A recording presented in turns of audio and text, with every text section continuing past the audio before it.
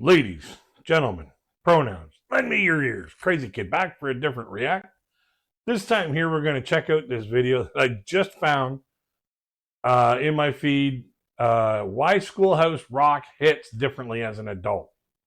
Now, this will be kind of interesting because I used to watch this Schoolhouse Rock, and when I was going to school, and now that I'm an adult, it's not around anymore. Because a lot of it was stuff that you can't show nowadays, but still kind of fun to watch. So let's take a look at this video. It's by a channel called American Vintage Tales, and I'll leave the channel and the video in the description as links, so you guys can go check them out if you want. So when it came to the Schoolhouse Rock, it showed early in the morning, just before school, and then we take off to school pretty much as soon as the show was done. So we'd sit there and eat our bowl of cereal while we were watching this stuff. So let's take a hit down memory lane and check out this video on Schoolhouse Rock. I thought Schoolhouse Rock was just catchy little songs between cartoons. 4, 3, 6, 9, 12, 15, 18, 21, 21, 24, 27. I couldn't have been more wrong. The man behind those songs had a past nobody ever talked about. 3 is a magic number. The show almost disappeared forever. Then I wound up on the president's desk, and I said, And the people who gave an entire generation these memories never got what they deserved. Conjunction, junction, what's your function? Conjunction, junction, what's your function? Once I found out the real story, I couldn't watch those cartoons the same way again. In the family, that's a magic number. Something was hiding in plain sight. I'll be honest with you, for about 40 years, I thought I knew exactly what this show was. The little stuff between the cartoons, the grammar songs, Well, every person you can know and every place that you can go. the math songs, 5, 10, 15, 20, 25, 30, 35, 40, 45, 50, 50. the thing you sang while you waited for Bugs Bunny to come on. Filler. That was it. Then, a few months back, I actually started digging into it, and yeah, no. Almost nothing I believed was true. It wasn't a kid's show that happened to be clever. It was a kid's show that happened to be entertaining children while teaching them things about that they were going to be learning in school anyway. Just kind of a fun way to remind them how certain things go, mathematical steps and all that kind of stuff. It was educational as much as it was entertaining. Takes 3 legs to make a tripod or to make a table stand. The people who made it were doing something way bigger than teaching you to count, and most of them never saw a dime for it. And one of them recorded with Miles Davis, and the master tapes got lost. And okay, I'm getting ahead of myself. Let me start where it actually starts, with a kid who couldn't do his homework. Cause it was a magic number. It started because a kid failed at math. And the start of the whole thing is so ordinary, it almost makes you laugh. There's an ad man in New York, David McCall, and his son cannot do multiplication. Just cannot. But, and every parent watching is already nodding, this same kid can sing every word of every song on the radio. Knows the Stones cold. 4, 3, 6, 9, 12, 15, 18, 21, 24, 27, 30. Can't tell you what 7 times 8 is. You've met this kid. You might have raised this kid. So McCall figures the problem isn't the boy, it's the delivery. He remembers songs? Fine. Give him the math as a song. Most people have that exact thought and let it die in the shower. McCall picked up the phone. He didn't fix his kid, he fixed the lesson. And He fixed the way the lesson was delivered. You go to school and you hear from a monotone teacher, how to do something. You fall asleep or you become disinterested and you just start daydreaming. When it's fun, when it's entertaining, when it's in bright cartoon form, kids are glued to the screen. And that being that glued to the screen and that enthralled in all the colors and stuff like that. That helps the children learn. That's what this show was really all about. The guy he called to pull it off was a total stranger to every parent in America and a flat-out legend to every musician in New York. I'm just a bill, yes, I'm only a bill. The jazz man nobody told us about.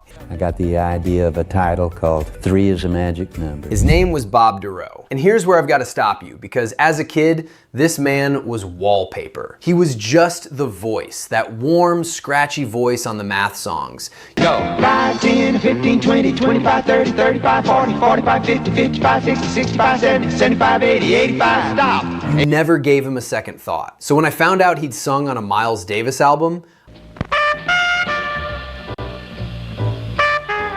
I actually said it out loud. Miles Davis? You don't understand. Miles fired people for breathing wrong. Most untouchable, impossible to please musician who ever lived, and he put Dorough on his record. So the man teaching a room full of 8-year-olds to count by 3s between cartoons was a heavyweight, the real deal. And get this, the first song he wrote for the show wasn't even brand new. It was an idea he'd been carrying around for years. And buried in it is a verse you have never heard in your life. Lolly, lolly, lolly, get your adverbs here. Lolly, lolly, lolly, got some adverbs here. The verse they cut from your childhood. That verse. So 3 is a magic number. You know it. You could sing it right now. 3 is a magic number.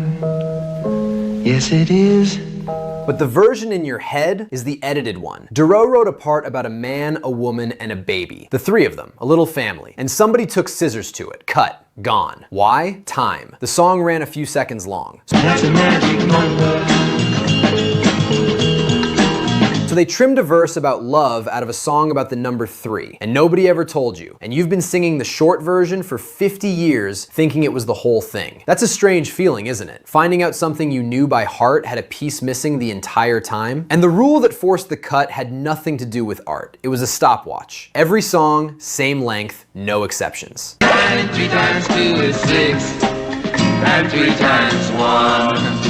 Why every song was exactly 180 seconds. Time 1, sometime. Pull up any of them, watch the clock. 3 minutes. Every single one. Not about 3 minutes. 3 minutes, like clockwork. And once you know why, you can't unsee it. We the people, in order to form a more perfect union. They were built to drop into the exact spot a commercial would go. Same slot, same length. Which, as a kid, would have sounded like a knock. Oh, so it's filler, the cheap stuff before the real cartoons. But flip it around as a grown man who sat through some bloated 40-minute video with 90 seconds of actual point in it. These guys taught you a whole idea. Beginning, middle, end in 180 seconds. And you kept it for half a century. Try doing that today. Nobody can. But before any of these ever aired, there was one more gate they had to clear. And this time, it wasn't the network. The classroom that approved your childhood. You figure a kid's show gets dumbed down. Softened, made... Oh, but it looks like I'm gonna live. Now I go to the House of Representatives and they vote on me. If they vote yes, what happens? a little dumber and a little less true so the little ones can keep up. This one went the other way entirely. Every song got shipped off to actual teachers at Bank Street College in New York, who went through the lyrics line by line. Not asking, is this cute? Asking, is this correct? Well, at least they were looking for the most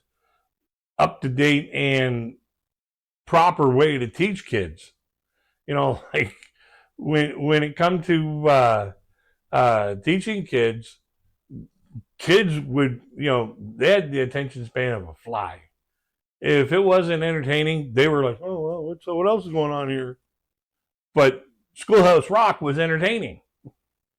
And it kept the kids engaged into it. What's your function? Real educators signing off on the facts before a single note reached your living room. And that, right there, is why you can still spit out the preamble word for word without trying. It wasn't dumbed down, it got checked. Honestly, that one reframed the whole show for me. Somebody back there actually cared whether they were lying to you. And it's exactly that care that made one particular song land harder than all the rest. Problem is, that song nearly didn't survive the 80s. The tapes vanished. Okay, this one stopped stopped me cold. 1985, the show ends, no fanfare, just gone. And then the master tapes vanish. The originals, every song you grew up on, the actual recordings, just missing. For years, nobody could say where they went. And if you're my age, you feel that one in your chest. Because how much of your own childhood is exactly that? Gone. The house got sold, the home movies are on a tape nothing plays anymore, your dad's voice, your bedroom, the smell of that carpet, try and pull it back and you can't quite get there. So when word got out that the masters were lost, everybody assumed the same thing. Tossed, destroyed. The way networks throw out anything that stops making money. And that's the part that really gets me. We're all so used to losing things that we just assume the worst. I'm gonna get you there if you're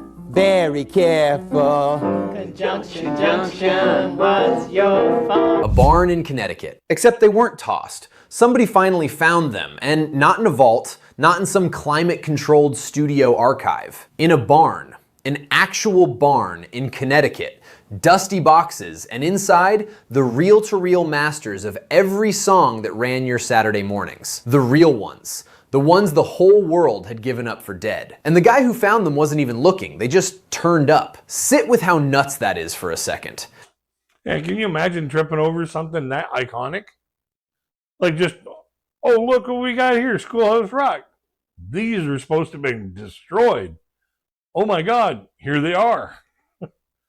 That would have been the find of the century. This doesn't happen anymore. I got and button or they'll get you pretty far. Tip like this and that.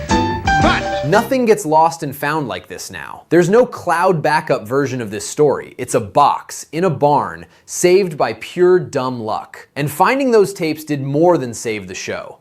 milk and honey, bread and butter, peas and rice. It cracked open how these songs were actually made, including a sound that's buried in every one of them. Something you've heard 1,000 times and never once questioned. Listen closely to the backing vocals. Go put one on and listen past the lead vocal. You just lost the game!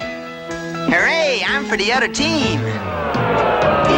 Those little kids singing in the background, you never thought about them, did you? Just kids, background kids. Except they weren't hired, weren't a studio choir. They were the musician's own children. Duro's daughter Arilee is in there. They're friends' kids. Somebody loaded their actual children into a studio and had them sing on the records you grew up on. And here's what quietly wrecked me. Those kids aren't kids. They're our age, 50s, 60s, right now, looking back at their own little voices the same way you're looking back at yours. You weren't just listening to a song. Right here at school, felt like a fool when they called my name, talking about the government and how it's arranged. You were listening to somebody's family, and some of those kids are older now than their parents were the day they hit record. 3 became a magic number again. 3 is a magic number.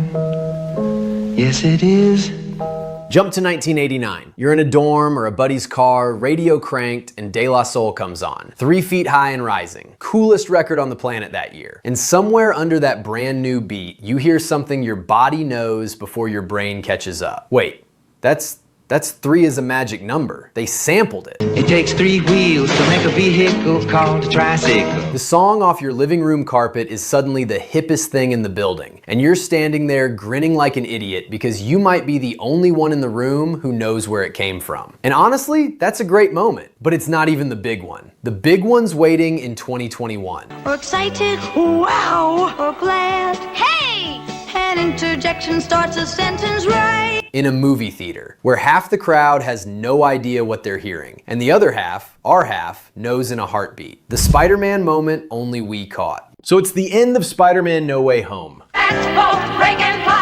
Make it a verb and really send it. Credits, music, and this little flash of old hand-drawn cartoon with a tune underneath. And the young folks go, oh, cute, nice track, and reach for the popcorn. But the guys our age, we sat straight up in the dark because we knew instantly. That's 3 is a magic number. 3 Spider-Men on the screen, 3 is a magic number. And the directors came right out and said they did it on purpose. Think about what that even is. A 9-figure blockbuster stopped to wink at a cartoon math song from 1973. And when that came out, you know, personally, I was like, I remember that from somewhere. And it wasn't until I saw this video This is where I saw it. I knew that I heard it, but I couldn't remember where I heard it from.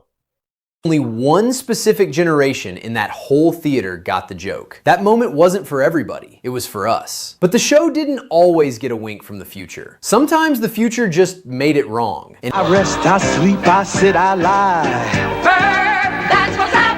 in 2006, it broke one of its best songs, When Pluto Broke Interplanet Janet. There's a song from '78 about a space traveler named Interplanet Janet, and she cruises right past all 9 planets. 9. Pluto, little Pluto is the farthest planet from our sun.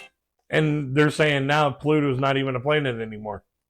You learned them in that order, in that melody. End of story. Then 2006 rolls around, and a room full of scientists votes Pluto off the island. And just like that, a lyric you'd sung since you were 6 is wrong. Not out of date, wrong. Hydrogen and helium in a big bright glowing mass. Later DVDs literally went back and edited the line. Teachers had to freeze the song mid-verse to explain to kids why the cartoon was suddenly incorrect. And man, if that isn't getting older in one tidy little package. The stuff you were dead certain about as a kid just quietly stops being true while you're looking the other way. Janet got a rewrite, Pluto got demoted, and you got older, learning the hard way that the things you know can stop being things you know. The bill was lying to us. I'm just a Bill, poor little guy, slumped on the Capitol steps in that sad little voice. Oh, I remember this one here so well. Every now and then when I feel a little bit down, I remember this song here. I'm just a Bill. Hoping he'll grow up to be a loss someday. I hope they decide to report on me favorably, otherwise I may die. Die? Yeah, die and commit. As a kid, cleanest explanation of government you ever got. As a grown man who's watched Washington for 30 years, it's a bedtime story. Because that sweet little bill left a lot out. No filibuster, no lobbyists, no dark money, no mention that most bills just quietly die in a drawer for reasons And no corruption. that have got nothing to do with whether they're any good. Real bills don't sit there being patient and hopeful. Real bills get killed. And get this, both Politico and Vox actually tried to write a grown-up, honest version of the song. I'm just a bill. Yes, I'm only a bill. And I'm sitting here on Capitol Hill. Couldn't do it. Couldn't beat the cartoon. So the little guy still wins. He just lied to you a little, and you didn't catch it for 40 years. The preamble we memorized without trying. Try it. Out loud, right now. We the people, in order to form a more perfect union, and watch your mouth just keep going on its own.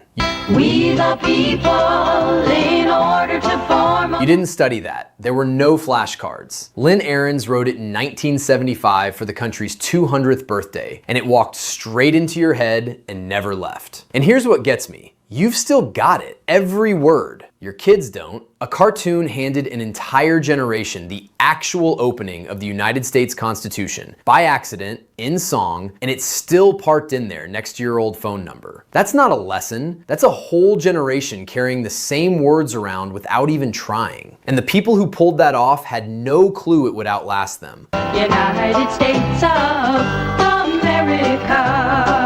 Or that the show itself would get killed before a single one of them got a real thank you. The cancellation nobody talks about. And then they just killed it. ABC pulled the plug. No farewell, no last episode, nothing. The kids who used to sit cross-legged in front of it were teenagers by then gone off to college, and the network simply moved on. This is the Reagan-era flip in kids' TV. Away from teaching you anything, toward half-hour shows that were basically 30-minute commercials for a toy. Educational? Out. Buy the action figure? In. The USA was just starting out, a whole brand new country. So the 3-minute jazz lessons got boxed up and shelved, and that's the end. Roll credits. Except, and I love this, the kids who grew up on it absolutely would not let it stay dead. What they did about it is honestly a little nuts, and it's the only reason your grandkids have any shot of ever hearing the words conjunction junction. I'm not garbage. I'm an amendment to be. Yes, an amendment to be. The comeback nobody saw coming. How much do you have to love something to mail a letter, a real handwritten stamped letter, to a television network? Because And the thing about it is back in the 80s and 90s, that's how we did things. We mailed letters. We didn't send emails because we didn't have the internet in the 70s and 80s. You licked a stamp, put a letter inside that envelope, and you shipped it off.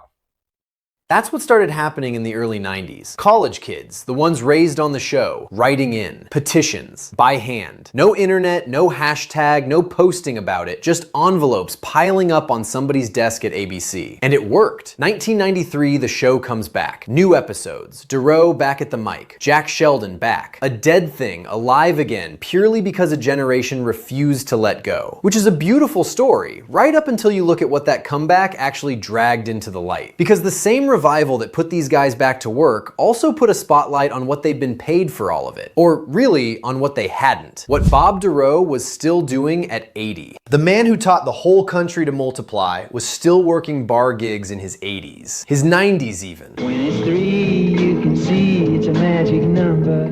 Now do that with me. 3, 6, 9, 12, 15, 18. And you have to ask why. Why is a guy whose voice is wired into 100 million American brains still dragging himself to a tiny jazz club for a Tuesday night set at that age? Conjunction, junction, what's your function? Simple. He needed the money. Read that again. His songs are running on TV, on home video, in classrooms in all 50 states, and the man who wrote them is out playing for tips. And the part that actually breaks my heart, he never once made it sad. He'd close the night with Conjunction Junction and grin out at the room like he was the luckiest guy alive. He taught.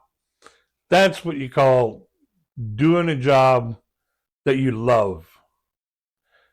And to him, I don't think doing them songs every night in the local pubs and the local dining halls or whatever, it probably doesn't feel like work to him, because it's something that he loves to do, and it's something that he loved to do back when he created those songs. Unfortunately, that's how the entertainment industry works. Is they try to take all the money, the monetization for themselves, and not hand any of it out to the people actually doing the work to create the shows, to create the popularity of the shows. A country to multiply, and he still had to work the door, work for hire. And here's the why, the part that never makes the warm little tribute clips. The whole show got made inside an ad agency, McCaffrey and McCall. And legally, that means the people who made it never owned a thing, not a note. The agency owned it, then ABC, then Disney. The songwriters got a flat fee per song. Write it, cash the check, goodbye. No royalties, no piece of the back end. Didn't matter if the song got sung 100 million times, the money was a one-time deal, decided up front. Duro, Lynn Ahrens, Dave Frischberg, Jack Sheldon, every last one of them. They got jingle money, soap commercial money, for songs that turned into national monuments. And it somehow gets worse, because in 1996, the whole catalog landed in the hands of one of the biggest companies on the entire planet. Disney owns your childhood. Disney buys ABC. One signature, and every last scrap of Schoolhouse Rock becomes Disney property. Every song you know cold. She's been to the sun, it's a lot of fun. It's a hot spot, it's a gas. Every hand-painted cell, Bill on the Steps, Janet in Space, all of it. From that day on, every dollar, home video, streaming, the merch, the lunchboxes, roll straight into Burbank. And the people who actually made it? Not a dime. So let's just say it plainly. Your childhood is, legally, a Disney asset. And you'd think this is where these guys finally get bitter, walk away, let the whole thing go. They didn't. They kept showing up. Duro most of all. The man had one more night left in him. One performance that would go straight into the history books. On a stage that almost couldn't hold the crowd that came out just to see him. The night the Kennedy Center overflowed. January 2013, the 40th anniversary. The Kennedy Center, the Millennium Stage, and close to 1,000 people show up. Way past what that room holds. People standing in the aisles, jammed against the walls. Gen X grown-ups who hauled their own kids along to see it. And there's Bob Duro DeRoe, pushing 90, up on that stage doing Conjunction Junction. And every single person in that overflowing room is singing it back at him, every word. And I keep thinking about what that had to feel like for him. A man who played half-empty clubs for 60 years, finally standing in a room that couldn't hold all the people who came just for him. That's the closest thing to a thank you he ever got. After everything, the no royalties, the bar gigs, one packed room, singing his song, one night. Conjunction, junction, what's your function? Hooking up words. He earned 100 of those and got one. April 23rd, 2018. And you know, that's great that he did that showing at the Kennedy Center. And he probably got paid very well for that too. But still in all, when it comes to, you know, Disney taking over the whole shebang, that's pretty much the last company I think you want to take over your intellectual property. Because look what they've done with Star Wars. Like, they've completely destroyed Star Wars. April 23rd, 2018. Bob DeRoe, 94. Gone. And every obituary reaches for the same line. The jazz musician who taught America to multiply. I knew it on the night we met. Yeah. And reading that as a grown man lands in a way it just couldn't have when you were a kid eating cereal on the floor. Because this is the part nobody preps you for. The voices that built your mornings start going quiet. Jack Sheldon, gone the next year. My name is Jack Sheldon, and I was born in Jacksonville, Florida at the St. Vincent's Hospital. Dave Frischberg, gone in 2021. One by one, the people who made your Saturdays are leaving, and most of them already have. And what they handed you isn't a cartoon on your phone. It's something you can only really feel once you've lived long enough to turn around and look at it. Dean Johnson. They didn't just teach you stuff. They were some of the first grown-up voices you ever trusted. And now, they're nearly all gone. Why you still know every word. Here's something almost eerie when you stop and sit with it. You've forgotten things you genuinely tried to hold on to. Names, passwords, where you put the keys 10 minutes ago, half the people from high school, but Conjunction Junction? Locked in, forever. We the people, in order to form a more perfect you. The preamble's sitting in your skull right next to your first phone number and your locker combo from 1979. The stuff that got burned in early and just never burns out. And it's not an accident. A song you learn young, all tangled up with feeling, doesn't fade. It becomes part of the actual wiring, which is also the quietly sad part. Whatever your grandkids are scrolling through right now is not going to grab them the way this grabbed you. There's a reason for that. And it's the exact same reason a show like this almost certainly never gets made again. Why they can't make this anymore. And the reason's almost brutal in how simple it is. Back then, every kid was in the same spot, same channel, same hour, same Saturday morning. One screen, all of us, at once. That world is gone. And the thing about it is, not only the kids were watching it, they were enjoying it. And the parents would allow that section of time for the kids to watch TV, because once they saw that, you know, this was educational, this was entertaining, this was getting their kids slightly better grades, they were all for it. And now that it's gone, it's no wonder why we have unrest between the younger generations. Vaporized. Kids today are spread across 1,000 apps, every one of them clawing for 8 seconds of attention, most of it built to sell something. No network on earth greenlights a 3-minute jazz song about the Constitution in that world. 9 planets large and small parading by.